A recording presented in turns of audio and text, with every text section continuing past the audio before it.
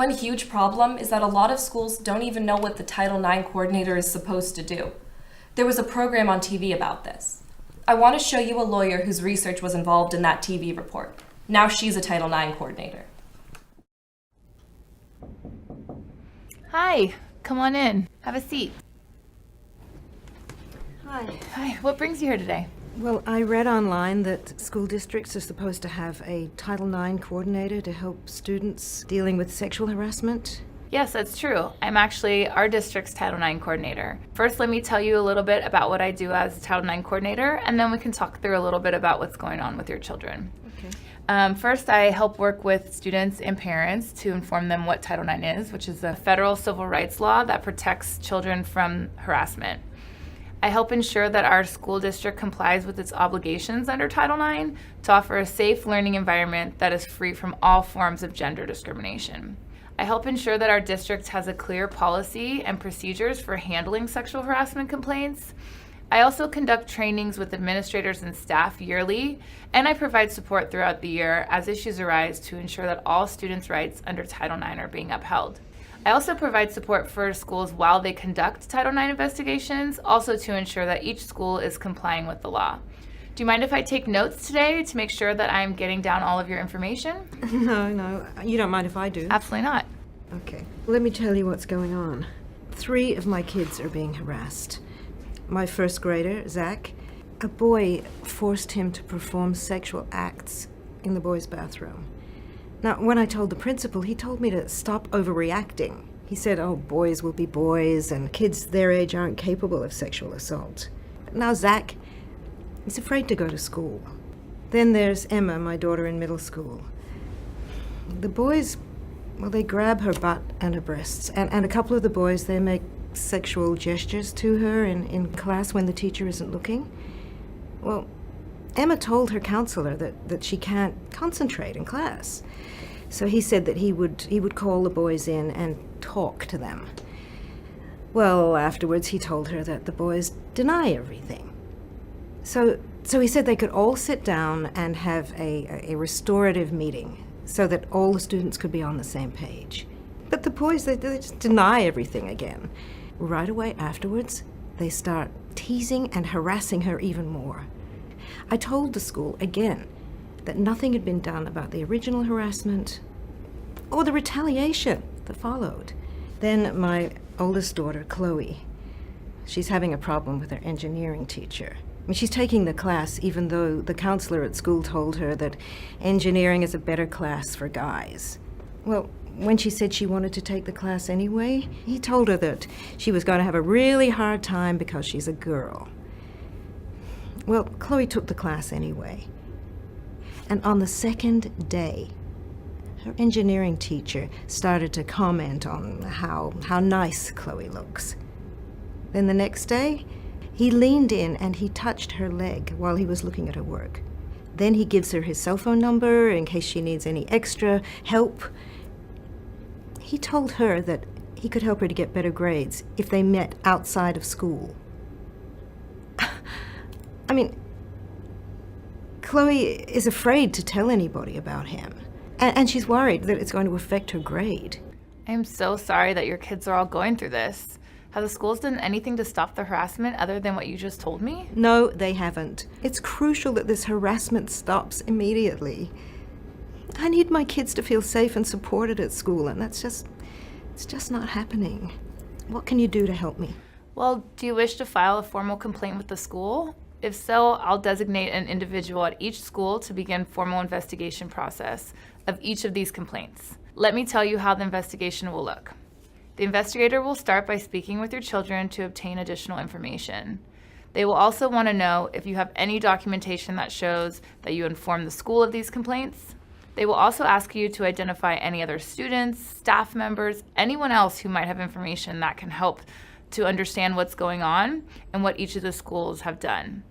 After that, the investigator will go to the school and speak with the principals, teachers, students, or anyone else that you've identified as having information. The school has 60 days to complete its investigation and issue a written notice of outcome. I will oversee each investigation to ensure that the process is equitable and timely. If you're not comfortable with anyone at the school district conducting the investigation, you can file a formal complaint with my office as the Title IX coordinator, and I can oversee and actually conduct the investigation myself. And it'll go through the same process that I mentioned before, but it would be my office doing it instead of the school site. Also, when there's no sexual assault, you can go through a less formal process and try to resolve the matter with the other students through mediation or other restorative practices, if they are done correctly, that is. Given what you told me, though, I think these cases are severe enough that the less formal process would not necessarily be appropriate. But I wanted to tell you that nonetheless. In the meantime, I will contact the principals to make sure that while the investigation is going, the school takes immediate steps to stop the harassment. Are there any specific accommodations you need while the investigations are taking place? Like what? Like a safety plan to keep the students apart, counseling services, or extra time to complete an assignment that are late as a result of the hostile environment? I'll have to get back to you if any additional accommodations are needed. But it is really important, I think, that all my kids get safety plans put in place immediately. Especially in Emma's case, because she was immediately retaliated against and she's regretting saying anything. Well, Title IX also protects students and parents from retaliation for reporting sexual harassment of any kind of sex discrimination. This would also be the case for Chloe. For example, she cannot get a lower grade because she complained about the harassment. One of my jobs is to ensure that you and your children are not punished or retaliated against for reporting sexual harassment. If there is retaliation, I will take strong corrective action. I will address this on my first call to the principal and put any additional protections in motion to keep further retaliation from occurring. It's also important that you check in with Emma and all your kids regularly to find out if it is continuing at school and to let me know immediately so that I can work with the school to keep her safe. But what if Emma wants the behavior to stop and she wants an investigation, but she doesn't want anyone to know that she's filed a formal complaint after the restorative conference with the counselor? Many students don't report sexual harassment or violence because they fear revealing their name, and some do not want any investigation to take place or the harasser to be punished. My job is to honor the students' wishes for confidentiality as much as possible. At the same time, I have to ensure that the school environment is safe and free from sexual discrimination for all students, including your daughter. We encourage students to report because that might encourage their friends to report also, so then the school environment can become much healthier. If the student insists on full confidentiality, I should tell you that it might limit the district's ability to investigate and seek any additional remedies and/or punish any of the students. I think you should definitely talk to Emma about these options and get back to me. I want to be sure to respect her and your wishes before I speak to the principal and begin an investigation. This is all so great. Thank you very much. I had no idea that a Title IX coordinator could help us with all these problems.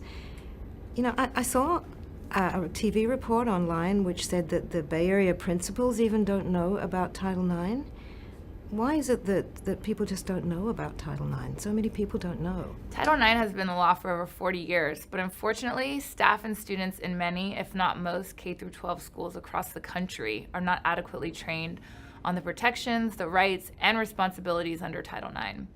Fortunately, there are national organizations such as the American Association of University Women, Equal Rights Advocates, the National Women's Law Center, Stop Sexual Assault in Schools, Public Justice, Feminist Majority Foundation, Legal Momentum, and Know Your Nine, and who are all working to raise awareness that Title IX not only applies to colleges, but to K-12 schools as well. Well, it really would have helped if we'd known about the Title IX coordinator before all this happened. How can we get the word out about what you do? Title IX coordinators are responsible for training teachers and staff members to make sure that they can identify issues that arise under Title IX. Once teachers and staff members are better trained, they can help students through these difficult situations and inform them of their rights. Districts should also send annual notices about their sexual harassment and gender discrimination policies to teachers, staff, and students. Districts and schools should also make resources easily available online so that the students and parents can find the information about Title IX and how the complaint process works. I encourage parents to invite Title IX coordinators to their parent-teacher organization meetings to learn about Title IX, and I always encourage students to form groups to learn how to continue to spread the word about Title IX and become advocates for this very, very important issue. Well, okay, I think it would be better if the district and your office investigates. I think the best thing would be to create the safety plans, and then you can start your investigations. That sounds like a great plan. I also want to tell you that I plan to speak with the school counselor who discouraged Chloe from taking engineering class. That's a form of gender discrimination too. And I'll make sure that the counselor whom your daughter reported the harassment to gets trained so that students know the reports are being taken seriously. As for Chloe's teacher, I'll be in touch with the Human Resource Department, who will be looped into the investigation as well. They will go through their normal processes also. And Chloe will not have to take class while the investigation is taking place. So please assure her that we'll be making other arrangements for her engineering class.